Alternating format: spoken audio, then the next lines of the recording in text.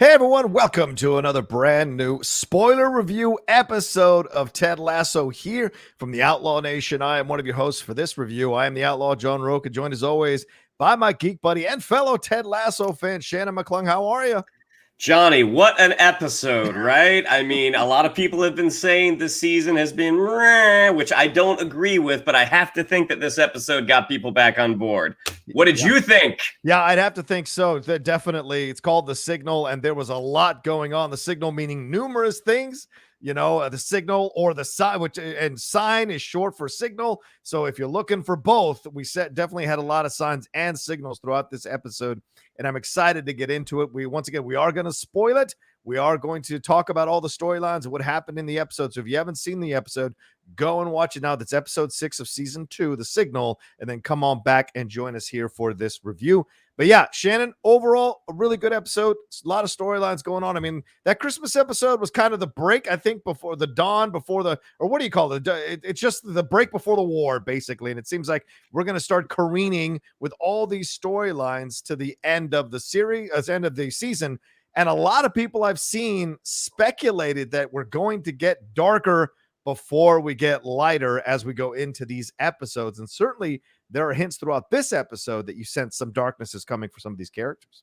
Yeah, definitely. I think we would call the Christmas episode The Quiet Before the Storm. That's what I was looking for, yes. I got so many cliches in my head. I didn't want to interrupt you. I'm kind of like, I'm pretty sure this is what he means, though. The quiet before the early morning worm. I don't know. The quiet before the storm, yes. I mean, that Christmas episode, still a delight, still gives me a warm feeling in my heart. But this episode, like, you definitely get to see a return of something of one of the darker parts of last episode, and also a potential path that one of our favorite characters is on, someone that we've loved and we've started to see kind of I wouldn't call it his Mr. Hyde, but I would call it sort of, that other shade to him. Yeah. Well, listen, jealousy, envy, and also undiagnosed instability can lead you sometimes to a dark place and to do bad things. And certainly, as you said, I know you're referencing Nate. There's a hint that there's some darkness coming for Nate that I think a lot of us are going to be challenged by who've been behind Nate the first season and a half of this episode. There were hints of it in this episode for sure, that something darker is coming for Nate.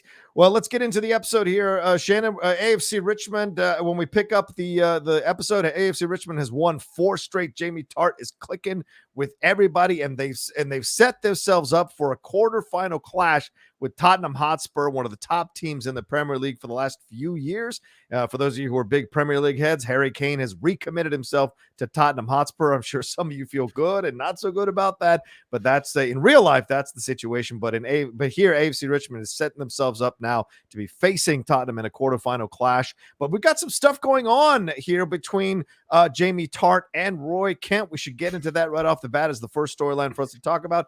Jamie Tartt is a little frustrated that he's not getting coached by Roy Kent. It's incredible that they've won 4 in a row, Shannon, but without the coaching of Jamie Tartt by Roy Kent. There's some banter between Roy and Ted when Roy ignores Jamie, who's looking for some coaching, and Ted says, hey, you're supposed to coach the whole team. He's like, yeah, just take 4% of my paycheck. I don't want to coach him. It's really funny banter back and forth. But later on, Ted tells Jamie he's got to woman up, that they've got to woman up. And he goes, don't you mean man? I was like, no, that's what caused the problems. You two been manning up all over the place. And it leads to Jamie asking Keeley for some advice. Keeley gives him the advice, agree with everything Roy says. It really kind of breaks him down.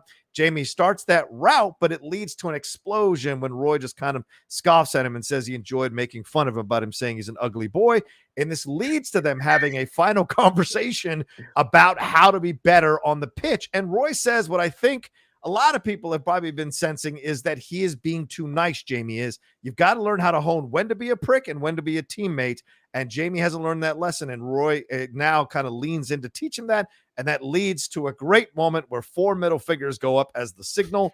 And it leads to Jamie scoring a goal and eventually Nate making a decision to help them win the game and beat Tottenham Hotspur and get into the semifinals of the FA Cup. What do you think about this whole storyline here with Roy and Jamie? Well, to start off, the football club names, the Hotspurs. Yeah. I was like, that is a fascinating. I mean, we have the Spurs, but they don't have an adjective. But it's like the Greyhounds versus the Hotspurs. I'm like, wow, some of these football clubs have got crazy names. And just to let you know real quick, Shannon, they are nicknamed the Spurs in England. So just to let you know. So yeah, but yes, go ahead. Yes. Gotcha. Well, you see at the beginning how Jamie has become a team player, and at least in this instance, it's not working out. He passes to Danny Rojas. Danny misses the goal. He passes to Sam. Sam loses the ball. And then when they're kind of in practice later, like we see Colin having the aftermath of a Colin Dr. Sharon session. Yes. And the moment that Colin kind of messes up in practice, Nate calls him a dunce or something, a dunce head. Yeah. Or adult. And and then Roy comes in and gives him some very good advice. Yeah. And automatically you see that advice work in how the club there's a deferential quality to how they see Roy Kent, because this is a guy who was not only just their former captain, this is a former great player. So there's automatically a connection and a respect that they have with Roy, that Nate can give the best advice in the world, but he's not going to have that same connection because he didn't share the pitch with these guys. Right. The moment that Jamie asks Roy for advice and Roy does sort of an about face and walks away, like we've been waiting for this moment all season. As soon as Jamie was back at Richmond, it's like, okay, they're on a collision course. Something is going to happen. Jamie is trying to do the right thing. Like, he's trying to be a good team player. And when he follows Keeley's advice and just agrees with whatever Roy says, you see from Roy's expression that this is not necessarily the most secret way to handle Roy, because he picks up on it right away, and he's like, "Oh, you're gonna do whatever I'll say." But then what was great was the moment that Roy blames Ted. Yes. He's like, you broke him. Right. You turned him into a team player, and deep down, he's a prick. Yeah. Let him be a prick. Him being a prick is what made him his greatness. And Jamie's elation of like, I can be a prick again. And Roy's like, you have to pick when to be a prick. Right. You have to be, you have to be judicious with when you use your prickness. And the whole time that Roy and Jamie are having this conversation, and Ted's head pops in, just again, some really fun filmmaking. Ted's head pops in like, how are we going to do this? I'm curious about this as well. And then you see it works. I mean, Jamie goes out and kind of psychs the other player out. He gets him to foul him. He gets a shot, and he makes that goal. I mean, this was Jamie and Roy are just such a delightful pair to watch go at it. I'm pretty sure the moment Roy put his hands on him, like, I don't know how it works in the UK, but it's different. It's different when two players go at it. The moment that a coach touches a player, I'm like, we're now in we're in a legally troubling area. But ultimately it worked. A lot of fun. Yeah. And you mentioned, and I agree too. And I like that this is the developing relationship, right? We've been following it since season 1. I was wondering if we were going to get Jamie Tartt back in season 2 and at what level. And look, they put him back together, these guys, Roy and Jamie. And it's very clear now they're not going to follow this path of Jamie going with Keeley or Keeley being convinced to go with Jamie. Keeley's very clear now what kind of person Jamie is. And Keeley has moved on to a next level of her life. And Roy fits the next level of her life a lot better than Jamie ever could, even though Jamie is somewhat learning, becoming more mature. So maybe there are other there's other developments going on with Jamie personally, and we're following that, which is great. I like to see it. It's not the only Jamie we've seen in a British show that learns from his past mistakes and becomes a fan favorite. Let me just throw that out there. But you got to give so much love to Brett Goldstein and what he's doing here, and some of the beats he's hitting within that personification of Roy Kent that is very believable. But you bring up another interesting point. We should swing over to this as connected to the coaches here. Nate here, you can tell throughout this episode, picking up from last episode when Roy Kent came back triumphantly onto the field to be an assistant coach, you saw Nate being a little bit unsettled by it.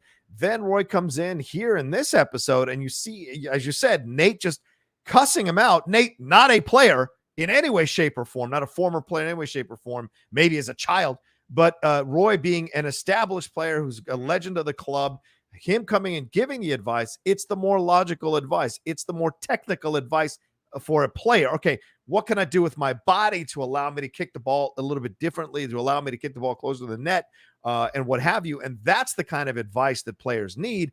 Nate is defaulting back into a place of do what I say, or else you're going to mess it all up. And we're seeing this kind of develop slowly through the season and into this episode for sure. That moment where they score the goal, thanks to Roy's kind of advice with Jamie Tartt and giving the signal, you see Ted push Nate out of the way, not purposefully or meanly, or just move him out of the way so he can get to Roy to hug him for making that call at that moment.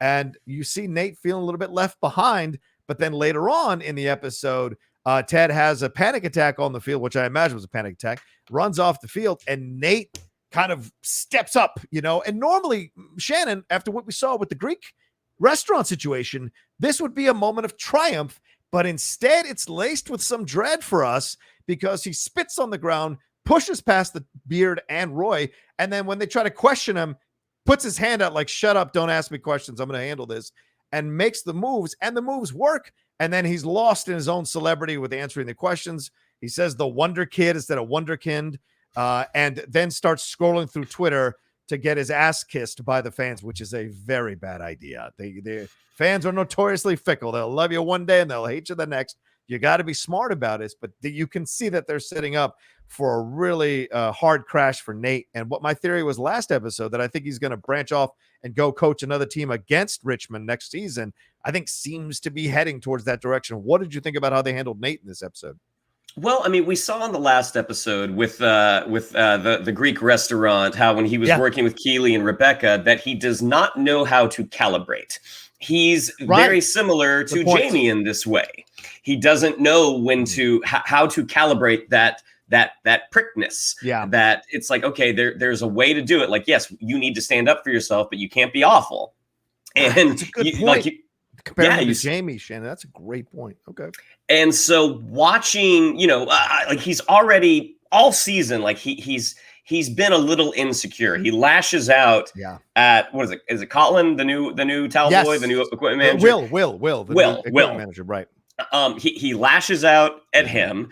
He had to share his office with Higgins for a little bit. Yeah. He then is not being supplanted, but it seems like he's almost kind of being forgotten a little bit amongst the coaching staff because of the glorious return of Roy Kent. Yeah. So that moment where he does step up in that situation, and look, you can't argue his results. He was right. Absolutely. I mean, maybe there was a more tactful way to do it rather than just kind of to put his hand up at Roy and Beard, but he was right. I mean, it became a win. And it's funny because Ted Lasso ultimately is a comedy.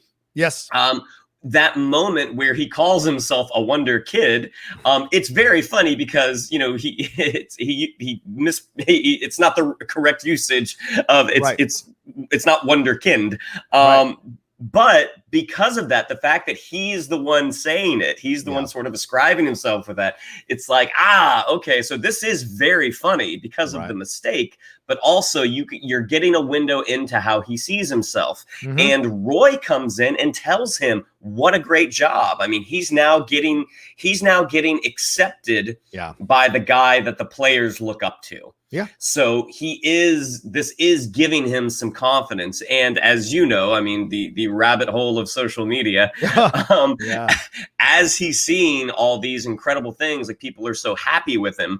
That can lead one down a dark path. I mean, Nick Mohammed is really doing, he's always been funny. He's always been good, but he's giving Nate a lot of interesting layers this season, along with the writers. Yeah, I think he's coming. I've watched him on British shows. There's a great British show out there called Uncle, And I think there's three seasons of it. Daisy Haggard is in this. Brett Goldstein, who plays Roy Kent, is in this, and Nick Mohammed is a recurring character in this as well. And it's a great show. And you see there, he is building. And in fact, I read an interview with him earlier this week, and he says, like, just now I feel comfortable calling myself an actor over the last 5 years, because in the past I'd kind of been building and taking these separate, but now I feel more comfortable saying that I am. And so, and the fact that he can access that, it's there. It's always bubbling under the surface. It speaks volumes to the kind of talent Nate Mohammed has, that he can vacillate in what do actors call it?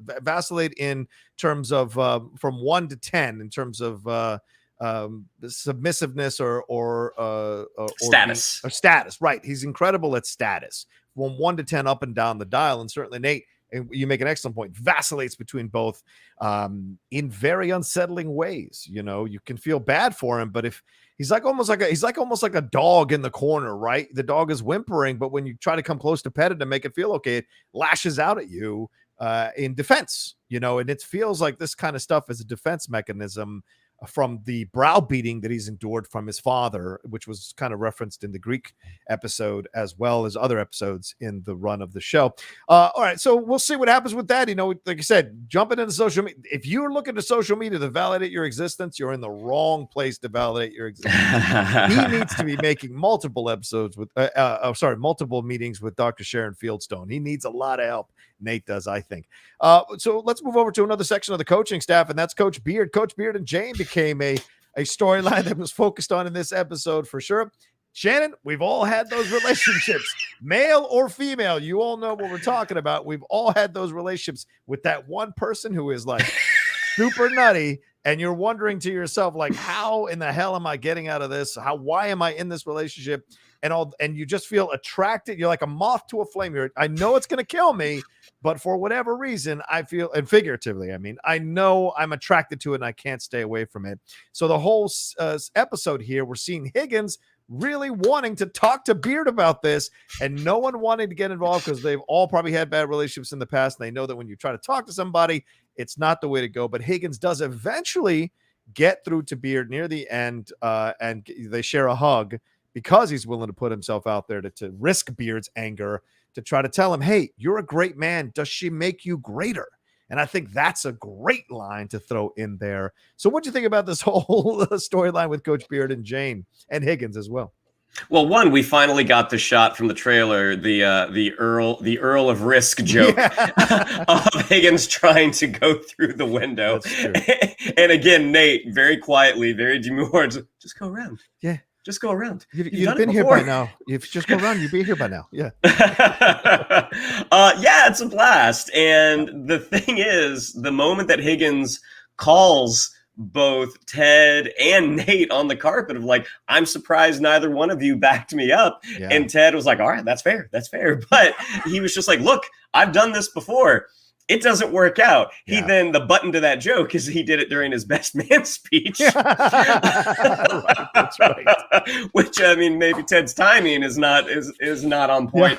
Yeah. But yeah, we've all been in these situations where it's like, a friend of mine is in a situation that is not productive, not beneficial to him, but what or her, and how do we approach this? Yeah. Because more often than not, it might be what they need to hear. It certainly isn't what they want to hear. And by the end of the episode, really, Higgins does have that talk with Beard, and Beard certainly looks like he's ready. He's ready for pugilism. But by the end, when Jane shows up, it certainly looks like they're still happy together. The moment that Jane said she's going to meet her former friend from uni, and he's an underwear model, you could tell Brendan did a great job of like, okay. And then come to find out that the underwear model is dim, nowhere near the intellect that Beard has. It was a really fun kind of B-C, more like a C storyline. Yeah. And one that's not done. This is going to continue. Oh yeah, this is going to. And then you hear the stories through the episode, how Keely was followed home by Jane just so she could ask him if Coach Beard and Ted Lasso were having sex. And then Rebecca saying the same thing, where she's seen her haunting the parking lot, but she's harmless. And it's like, no, that's the problem. People think those people are harmless, and bad things happen. So, but she also talks about her own experience getting involved between her mom and her dad and what that led to her. So and I've heard both sides of this argument. Certainly I've been on both sides of it. I've had people, and you know this, Shannon, people tell me that I'm with the wrong person and I should get out of the situation very calmly and carefully and caringly, but you don't listen when you're in those situations. And I've been on the other side when you're telling people, hey man, look at these patterns. This isn't good for you. Or hey woman, this doesn't look good for you to get out of this situation. But what shade of red do you need this flag to be? What was that old SNL with the red flag perfume? Yeah. It was their lips. Was it lips? Oh no, it was perfume. Right, with perfume, Kristen Wiig. Yeah, red flags. Red flag. All of her friends are dudes. Red flags. And we see them though, because Jane and you know, when you date those kind of, listen, then this is male or female, we're not being specific with gender here. You date those kind of people that are fucking drama, and you see with Jane, oh, Coach Beard missed 2 calls, got to take this call, it's going to be an issue, and comes back in and says that Jane had her roommate had an issue with Jane. It's not Jane's fault at all, it's her roommate. So Jane's got to now move in with Coach Beard. Who knows, you know, people like that sometimes set up situations in a very insidious way to get what they want. So maybe she picked a fight with her roommate on purpose because she knows she wants to move in with Beard so she can watch him 24 hours a day. So, you know, we've been in those situations. So I like that they highlighted this and focused on it. Yeah, go ahead. I was going to say, I mean, I won't say her name, but there's a female friend of ours who dated a guy who had a very loose relationship with the truth. This is probably about 10 years ago. Yeah. Who claimed to his parents bought the building across the street from her just so he could be closer. It's like, if that's true, again, I don't think this is true. Right. But if that's true, that is very unsettling behavior. Yes, this is not a healthy thing to have in your life. Yes, absolutely. It's good to be wanted. It's not good to be on a wanted poster. So, I mean, that's the difference there, I think, in overall. But yeah, so we'll see. And you're right. It does end with a cute little moment where she puts the beret on him. The Oliver Twist thing, says it's a fetish, which is interesting because does that mean she has a thing for poor people? I don't know. So it's interesting. Or she's, I don't know. Or maybe just the 1800s. Maybe. Yeah, maybe. Yeah. You know, I mean, Keely gets off on Roy's retirement speech. Maybe she gets off on Oliver. Who knows? Anyway, all right, let's move on to another woman in a relationship or in a dating situation, and that's Rebecca. We got some more with Rebecca in this storyline as well as we start out the episode, or start out her section of the episode. This guy Luca is there who is naked in her kitchen, but she is on BANTR, texting with that person that we've seen, or messaging with that person that we've seen the last 2 episodes that she's been messaging with. And then her mother shows up, and her mother is so excellent in this show. God, I'm sorry, I don't have her name up because I've seen her in a million things. She's a fantastic actress. She was in Killing Eve. Yes, Harriet Walter. She was also in Law and Order UK. She's a fantastic actor. She shows up here as her mom, and it becomes this whole thing about Rebecca confronting patterns that her parents have been in before, and her own patterns, Shannon, of like whether she's willing to commit or not. Is she going to go back with the thing that isn't good for her, or is she going to open the door with the thing that could be better for her? And we see her struggle with that throughout the episode. And at the end, even though she's texting back and forth or messaging back and forth with that BANTR person, when her mom ends up going back to her dad, because Rebecca predicted it early in the episode. This happens every 2 years when they're out at lunch. She leaves him. I support her, but then he buys her some environmentally conscious gift, and she runs right back to him. Well, he bought her he bought her a Tesla. So she goes back to him, and Rebecca goes back to her old ways, which is sleeping with Luca rather than taking the chance to open her heart to love again on BANTR with the person she's going back and forth. And we find out, and this is a huge shock, and I got to hear your thoughts on this, Shannon, that it's Sam and not Ted that's been texting her the whole time. Talk to me. Were you shocked by this? Does this make sense to you?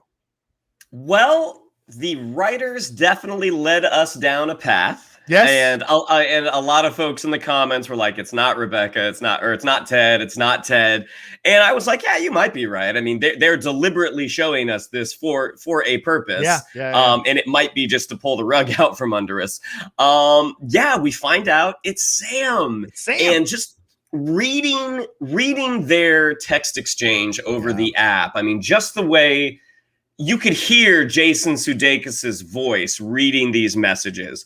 And then once we find out it actually is Sam, you're thinking back like, God, that it kind of sounds like Sam. Like now that I know who it is, it 100% sounds like Sam to me. Yeah. That'll be interesting because we had already discussed the, I don't know if morality would, or maybe the ethical concerns of a coach and an owner becoming romantically involved.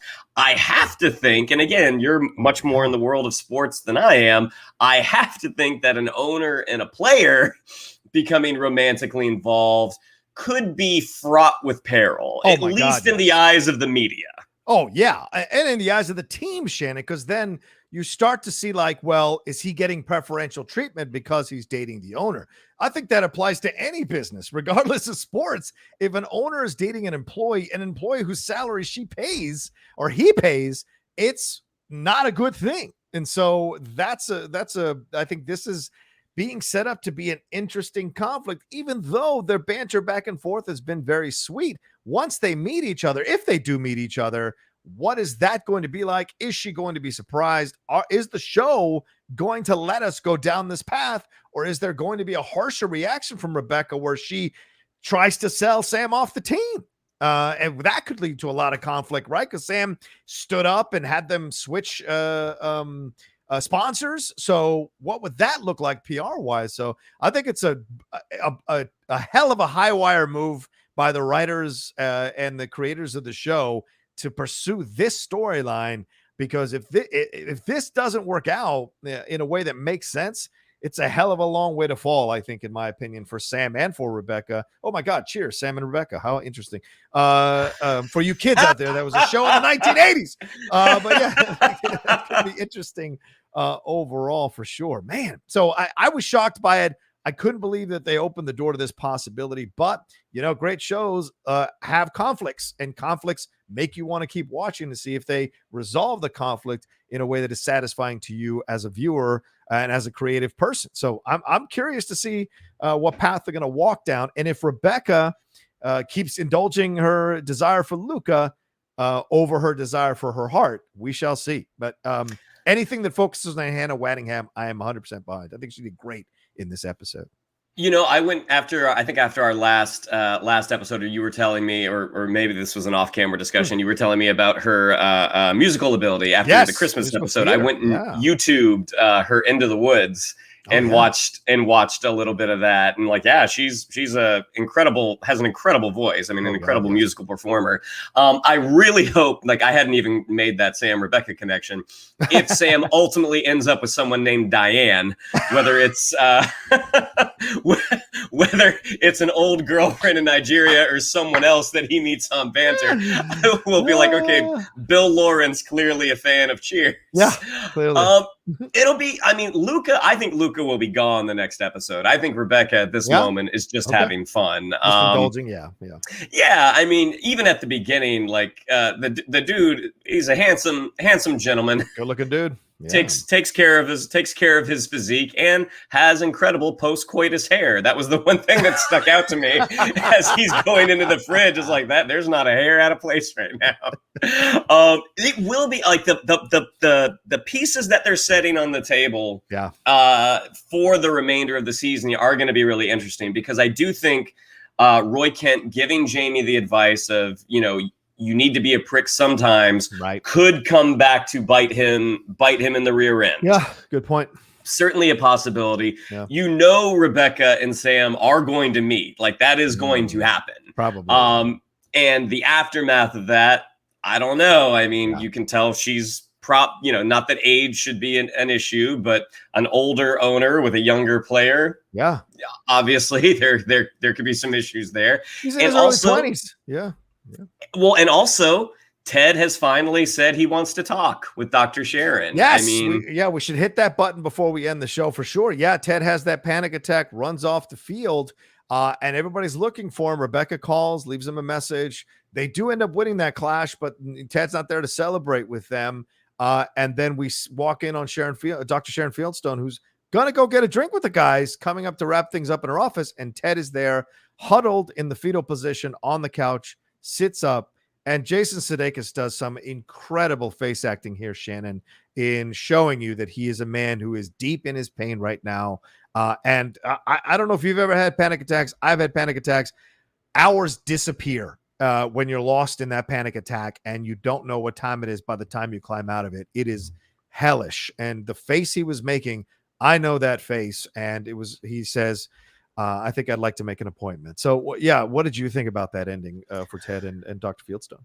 I mean, heartbreaking. Yeah, obviously, like in the wake of his divorce, like we knew something was going to happen. Like in the first season, we had the auction where it concluded with him of having a panic attack. I mean, it's heartbreaking. I mean, and the karaoke. Oh, that's right. The auction that led to yeah. Good point, Shane. I'm sorry. Yes, go ahead. Sorry. It's very, very. Oh, did he not have the panic attack at the auction? Was it at karaoke? It was at the karaoke after. Remember, he was singing, and then he went outside, and he was just by himself. And Rebecca came out and talked to him. Yeah. It's very easy as a performer to go over the top with those moments, because sometimes when you're supposed to be feeling emotions, you really want to push it. And what can happen is a little bit more of like an SNL sketch result, sort of. It doesn't play as real, because it just looks like you're just pushing it. What he did. There was a lot of stillness in his face, and there was just kind of those slower movements, and that is not an easy thing. That is not an easy emotion to pull off. Yeah. And obviously someone with a sketch background and who has been so funny in the episode, we forget that Sudeikis is actually a really good actor, and a moment like that certainly proves it. Yeah, for sure. And we'll see what that leads to, because, of course, early in the episode, and as you said, last season we saw the panic attack, but, throughout this season, there have been moments. I mean, the moment he's watching It's a Wonderful Life, and is he contemplating something? He's watching the suicide moment from or the almost suicide moment from It's a Wonderful Life. Then you have the moment two moments in this episode, one where they call to tell him his kid doesn't have his lunch for the field trip, but he can't be there for his child to bring him the lunch, and his ex-wife has to handle it. He also had a moment at the lunch where Rebecca's mom, Deborah, calls him out for his advice, saying, well, it's different. I understand what you're saying, but it's different because your wife left you, from what I understand it. And he just kind of freezes for a moment and processes that.